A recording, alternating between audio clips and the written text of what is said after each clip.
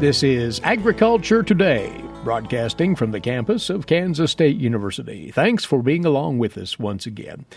No lack of subject matter in the grain markets, with the USDA posting its latest World Agricultural Supply and Demand estimates yesterday morning. And there are many other things affecting these markets as well, which we'll get into as much as we can today in our limited time. Dan O'Brien is a grain market economist, K-State Research and Extension. Well, Dan, let's talk about the USDA numbers, grain supply and demand, and beginning with corn, probably the most positive of the sectors. And the corn export number was raised. That was an attention getter. Yes, it was, to 2.225 billion bushels, up 175 million from the February 8th report. Still below the pace of the 2016-17 marketing year when we were just under 2.3 billion. So 2.25 really indicating the USDA's, worries. I'm not sure if when you're looking at somebody else's crop problems that could affect you positively, I'm not sure if you're worried or if you're anticipating, whichever it is. But the point is that crop prospects down in Argentina are rough enough that it's forced the USDA to kind of rebalance, recalibrate where it thinks export flows will happen here in 2018 on into next year.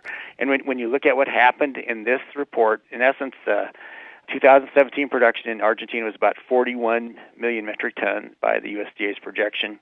We had been anticipating or projecting about 39 million in the February report. Now in the March report came out at 36.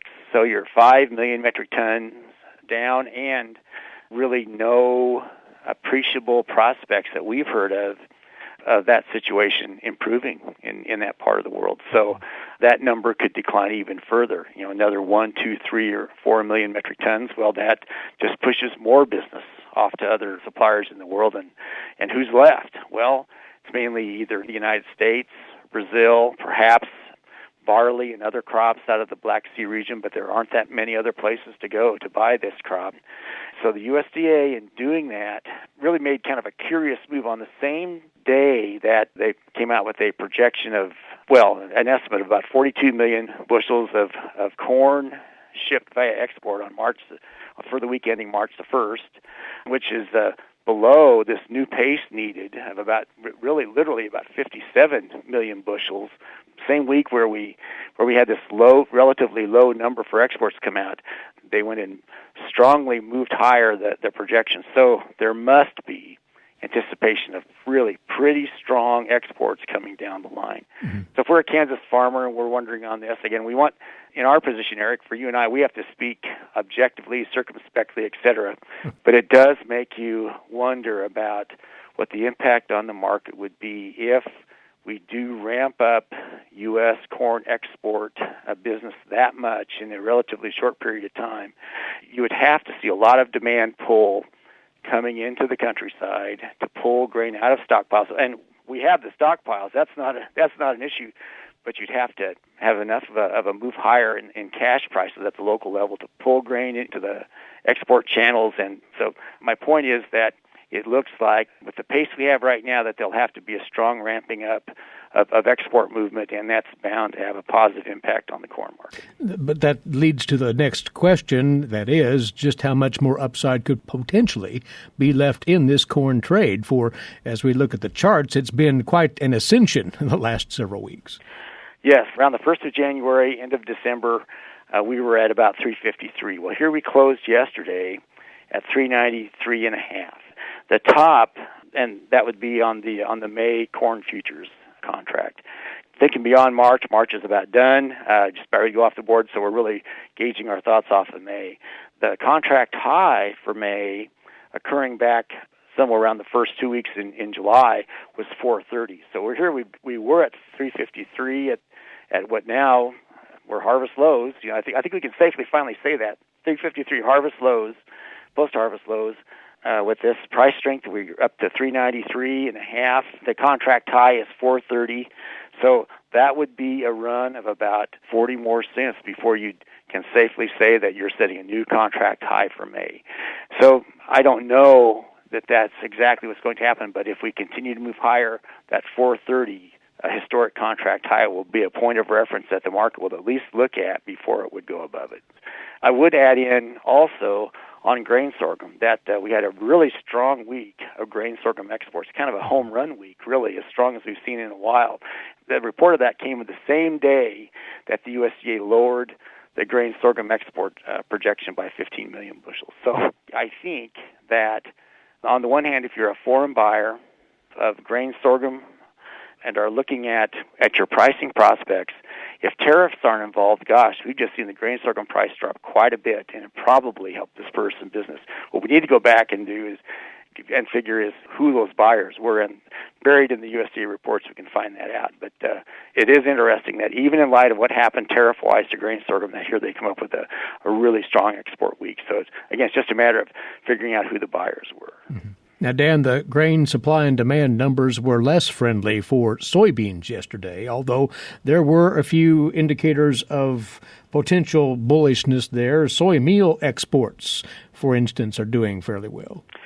Yes, soy meal exports need to have a pace of about 210,000 metric tons per week to meet the USDA's projection. We came in last week at 312, 313, really a bullish number.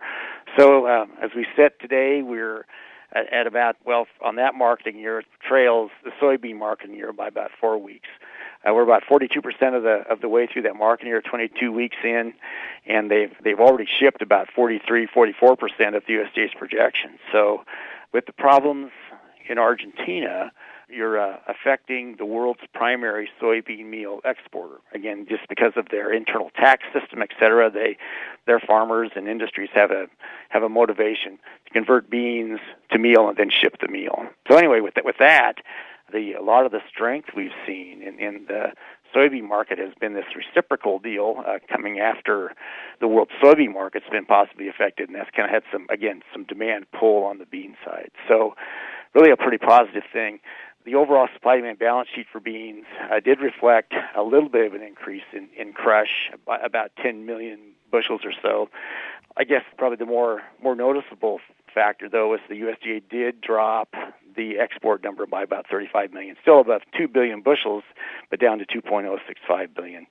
Of course, you'd mentioned at the beginning of our talk here about how trade discussions, disagreements, conflicts, whatever you want to call them, could come back and affect some of these crops. We've thought for weeks here now that there was a crop that could be targeted for the back and forth of discussions and retaliations, et cetera, that it could be soybeans. That really is the elephant in the room right now with all the rumblings about the aluminum and steel tariffs, which apparently are going to go into effect for how long we don't know. It's sure interesting to see the amount of soybeans that have been bought forward. Here we're sitting at essentially halfway through the marketing year.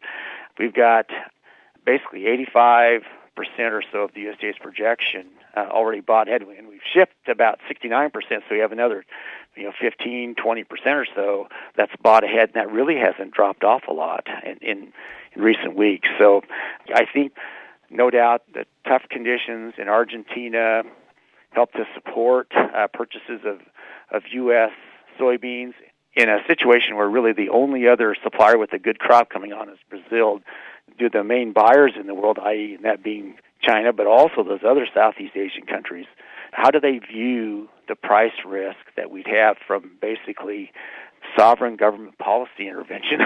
It's a nice polite word for tariffs that could affect the soybean market. So I think all of our commodities could be affected by something like that. But if there's a particular crop targeted, say it were soybeans, then you would wonder about what type of impact that have on price. Probably be negative. And I think we've seen just what has happened in the grain sorghum market from those very types of moves. Well, lastly, Dan, what did the USDA have to say about wheat supply and demand? One thing of note, there were some positive indicators about exports there. Yes, the USDA did drop the wheat export number by about 25 million bushels. We've been struggling in terms of overall U.S. wheat exports. The hard red number actually came in pretty strong, about a little over 7 million bushels, and we need about 6.5 or 6.6 to meet the USDA's projections. So actually some good news. You would wonder, if we'll be probably waiting to see just what we have weather-wise moving forward from here to give us guidance as to whether the U.S. market goes higher or stays at these 550 levels. Regardless, if you would have told us on December the 1st that we were going to have 550 May futures in the first couple of weeks in March, we'd have been surprised in the wheat market given how pessimistic things were at that time. But yet, here we are, and we'll just have to see where the market takes us from here. Dynamic times in the grain markets. Dan does cover this and much more in his weekly notes on the grain trades. Have a look at agmanager.info out of K-State. Dan, enjoy your weekend, and once again, many thanks. Thanks, Eric. Take care. He's our regular Friday guest. Dan O'Brien is a grain market economist, K-State Research and Extension, based in Colby, northwest Kansas, and we'll return shortly here on Agriculture Today. While many people know hunger is an issue in developing countries, it is also a problem in our own backyards. In 2010, 1 in 7 Kansans struggled to put adequate food on the table. 2 K-State Research and Extension programs are tackling this problem. The Family Nutrition Program and Expanded Food and Nutrition Education Program reach thousands of Kansans in more than 70 counties. They learn how to eat healthy with a low budget. For more information about these programs, visit ksre.ksu.edu.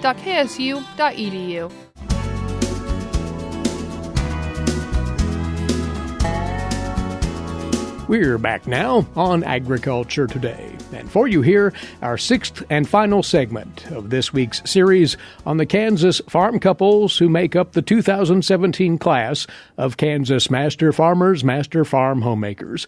K-State Research and Extension and Kansas Farmer Magazine co-sponsor this program, which recognizes outstanding couples for their agricultural leadership, environmental stewardship, and service to community. This class will be formally inducted in ceremonies this evening here in Manhattan. Though he didn't spend his entire youth in the Stafford area, Willard McClure became a fixture in Stafford County agriculture early on. Before finishing their schooling at Kansas State University, Willard and his high school sweetheart Phyllis decided to marry and return to the farm. Willard and his father were among the earliest to adopt crop irrigation in their area, and as the McClures steadily grew their cropping operation, Willard took on key leadership positions. He was instrumental in the creation of the local groundwater management district, and he frequently traveled abroad, promoting Kansas-produced grain sales as a longtime board member for the Corn Growers Association. For her part, Phyllis worked off the farm for over 30 years, while helping tend to the farming as well. Following an extended illness, Phyllis passed away this past December, spending her last months in the farmhouse she and Willard shared for over 60 years. Their children, Doug, Cindy, and John, have all had a hand in McClure Farms, John a full-time partner in the operation. He joins Willard to reminisce. I was born in Wellington. Dad was working in the flour mill there in 1930. And I don't know, time-wise, I forget, but my granddad slipped and fell, who owned this place. He came out in 1904, is that correct? Thereabouts. And built this house in 1911. Wait a minute, you're getting ahead of it. Okay. He died from that accident, so that left the farm void of management. So there were 4 kids in Mom's side, 2 girls and 2 boys, and they decided among them that Dad would come out here and take over the farm plus the farm out east. I finished up high school in 49. I went on to K-State for, a year and a half. And Dad was busy trying to keep this all going. He'd picked up some more. So not knowing for sure what I wanted to do, I decided to come back and help him. We worked together here on the farm. I met my wife in high school. She was the same year that I was. Her family came down from Hoisington, and her granddad homesteaded south of Stafford. And her dad bought a quarter north of that, and they lived there. Like I said, we went to K-State, and then in 51, we decided, the heck with it, we'll get married. So, you know how young kids are. We started out, and we came home on the farm. And then I decided with a couple other guys in the community that were buddies, decided to go into the service. And then back to the farm after that? And then I came back to the farm in 55, planted a bunch of feed for cattle, and as you remember, 55 was one of the dry years. Well, I racked my brain trying to decide what to do, and Phil and I discussed it. And I said, well, we're going to hang tough.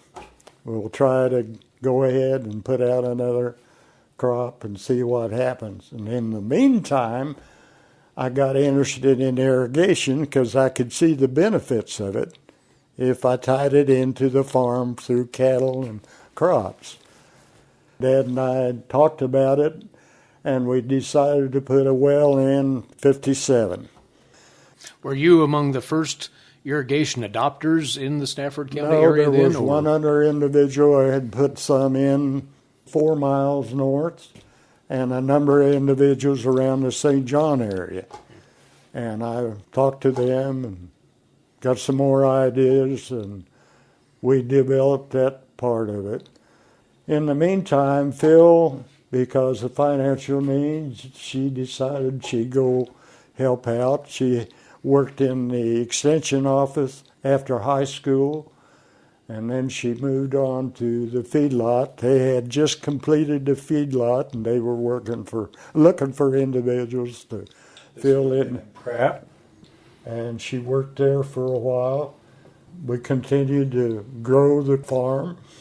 She changed jobs and went to work as a legal secretary for a friend of ours in St. John. Which she did for some 30 years, is that correct? Oh, yeah, roughly? She was there for quite a while. She done all the tax work and things of that nature, and because of that, she was the one that pretty much run the farm. When she came, she was busy taking care of the books and cooking and keeping us all running, and a fantastic individual to take it on, and she worked her tail off, and I really appreciated what she done.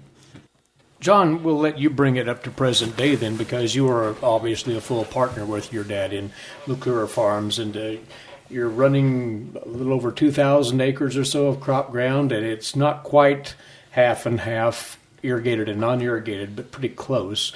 There's been a commitment on a couple of points, and one is irrigation, the other is conservation practices. I think my brother deserves the credit for switching us over to this newfangled thing called center pivots. Doug's work really kind of spurred the decision to go into more irrigation, whereas you were just primarily raising it to supplement your feeding operation. But as we know, the Ogallala and the High Plains Aquifer, as we're known now in this area, Dad served the GMD board. You guys went to Topeka and helped petition to get that set up, if I recall I can't correctly. recall who was the head chief engineer, but they come up with the idea of self-rule. Thought that was a good idea. Yeah, there was a board formed of a number of individuals across the county, and we addressed the problems that we saw and then sent it on to the chief engineer to be implemented. I think a main focus has always been on water use efficiency, definitely, and being good stewards of the land to sustain it through generations, and to see that the future that our grandchildren's grandchildren would someday, if they choose, still have the opportunity to utilize the resource. So we're trying to be good stewards of. The real reason we did that because we were individuals going our own way. And by coming into an association or the board, we could collectively make an idea work for us with other farmers in the community was the main reason to put it together. You and Phyllis did so many other things on top of all of that, locally, extension work, church work, youth group support. We can't get into all of that, but how did you balance all of these other farming and farm-related activities with your community activities, Willard? Well, we picked out those things that we thought were beneficial to the community. I served on the extension, of course, on the water. I served as chair of 2 elevators. We both felt like that the church was a very important thing for us as well as our kids. I don't know, we just felt like 7 days a week we had a job to do, but we also had a requirement to teach our kids moral values, and we benefited as well as they did by meeting other people and other communities. We'll finish up, Willard, by asking you to reflect on what it means to you and Phyllis to be named a Master Farm family. I never dreamed I'd be a candidate for that honor. I'm humbled. I appreciate it. I know others who have received it, and I'm in awe of their capacity and ability and what they've accomplished. I hope that being a member of this class, I'll bring something positive to it. All in all, God has blessed us in many ways, and I thank Him for that, and I will look ahead and be grateful for that honor. Willard and the late Phyllis McClure, Kansas Master Farmer, Master Farm Homemaker. Thanks again to son John there for contributing to that conversation. The McClures will join these couples, Robert and Charlotte Anderson of Cloud County, Mark and Evelyn Diedrich of Washington County, Cliff and Kathy Heiniger of Brown County, Doug and Jean Higbee of Franklin County, and Kendall and Melinda Hodgson of Rice County in the class of 2017. They'll all be inducted as Master Farmers, Master Farm Homemakers at a banquet in their honor tomorrow evening here in Manhattan. This program again co-sponsored by K-State Research and Extension and Kansas Farmer Magazine. Our congratulations to all. This is Agriculture Today. Have you ever thought about where your food comes from? If you're thinking the grocery store, think again. Facts show that the American farmer feeds more than 129 people. They are continually increasing and improving their operations. A wide variety of crops and livestock are grown in Kansas as well as the United States, providing food to your dinner plate. Next time you see a farmer or rancher, thank them. For more information, contact K-State Research and Extension.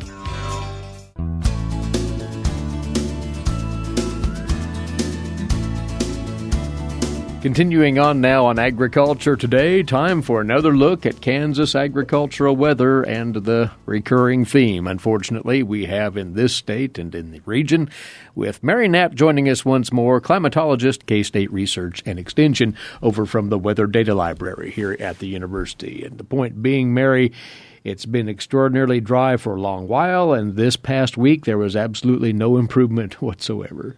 Right. There were a few locations that had some moisture, but very, very slight. Only 3 of the 9 divisions actually came up with measurable precip for the division average. The Northwest, the Northeast, and the Southeast. Southeast fared best, if we can call it best. They averaged 0.06 of an inch, not much, and they came in at 9% of their normal, again, the best of any of the divisions. But it's important to note that they also ended up with the worst deficit for the week, and that was 0.53 of an inch, because they're supposed to be seeing more than any other division. None of the other divisions fared any better. The deficits range from 0.2 of an inch up in the Northwest to 0.48 of an inch in the East Central. Again, in addition to that, 0.53 in Southeast Kansas. So again, another dry week to add to the previous dry season. We still, when we look at the latest drought monitor, we still have a tiny, tiny sliver in northwest Kansas that is completely drought-free. Don't expect that to last very long, given the downward trend that we're having in our moisture. It is also interesting to note that we did see the first exceptional drought, which is the very worst category, creep over the border from Oklahoma in south central Kansas. Again, that area is likely to expand given the unfortunate outlook for the next week or even 8 to 14 days. In that 8 to 14 day outlook, it's looking for drier than normal and, unfortunately, in contrast to the earlier season, warmer than normal. This is not shaping up well, Mary. And we've been beating the drum on this, but it still bears repeating. We've this wildfire threat out there that's going to persist for a time, it sounds. Yes, it will definitely persist. It's likely to continue through the rest of the spring. And what we're unfortunately likely to see is more of these dry fronts coming through like we had to start this week. We do have in the eastern part of the state a chance of moisture Sunday into Monday morning, but it's likely to be a repeat of this last Monday's storm, which is big shift in winds, a few skiffs of snow or rain. The quantitative precip forecast for moisture amounts are generally nothing until you get into the, say, Salina area. Going east from Salina to the Flint Hills, you may see 1/100th to 1/10 of an inch of rain, and you get east of the Flint Hills, you may see up to 1/4 of an inch, but nothing higher until you get over into Missouri.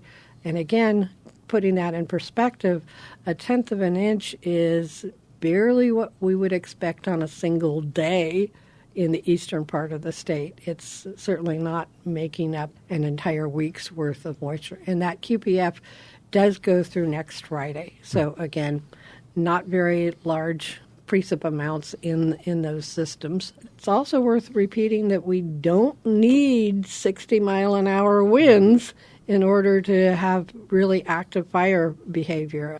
Get a little bit of warmer temperatures, some of these low humidities, and anything could cause a out-of-control fire like we saw on Tuesday. So, again, the precautions that we've been harping upon the last several days remain in place for the foreseeable future, in that it's also to be gradually warming up in the days ahead? Right. The expectation for the 8 to 14-day outlook is for warmer than normal temperatures. So in contrast to the last month and to the start of March, we are expecting to be warmer than normal. And, of course, that will mean the evaporative loss is going to be higher than we saw during our winter months. We may see some of the vegetation begin to break dormancy, so we'll have higher ET rates, but unfortunately not looking like any immediate moisture. There's no shift in the path of the Gulf moisture, which is generally to the east of the Mississippi River, so it's going up through the Ohio River Valley. Louisiana and those areas are still up for another round of wet weather.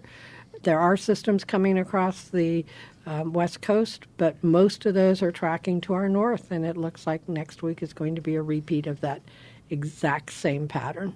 Something needs to gel out in the West Coast region to get one of these fronts to adjust its pattern. But can't tell if that's in the cards at all at this point, can we? Well, we can see that they are showing, in that quantitative precip forecast, some increased moisture along Southern California, and they have been sadly lacking in winter precip as well. If that pattern gels, that increases the possibility of a Four Corners system moving out. That tends to drag the Gulf moisture a little bit further west and favors some moisture in our region. So we'll watch that, but at this point it looks like it may be a week to 10 days out at best. We're really grasping for any shred of hope here at this point, aren't we? Right. At this point, there's not much, although there is some encouragement in models that in the 2-week time frame, we may see a more active pattern, and we'll certainly be eager for that to arrive. And we could hope that we have something on the order of what we had last season, which we had a very, very dry period up through March. End of March, 1st of April, it turned to a wet pattern. But unfortunately, it looks like we will continue to see this dry pattern in place for March. Mary, thank you. We appreciate your time. Thanks, Eric. She's along with us each Friday to talk the latest on Kansas agricultural weather. Climatologist Mary Knapp, K-State Research and Extension. Just as a parting thought, do remember to check out the Weather Data Library's website. It has all sorts of informative features and tools for tracking real-time weather conditions around the state of Kansas. mesonet.ksu.edu. That's mesonet.ksu.edu. And our thanks to you as well for being along with us. Eric Atkinson here. This has been Agriculture Today over the K-State Radio Network.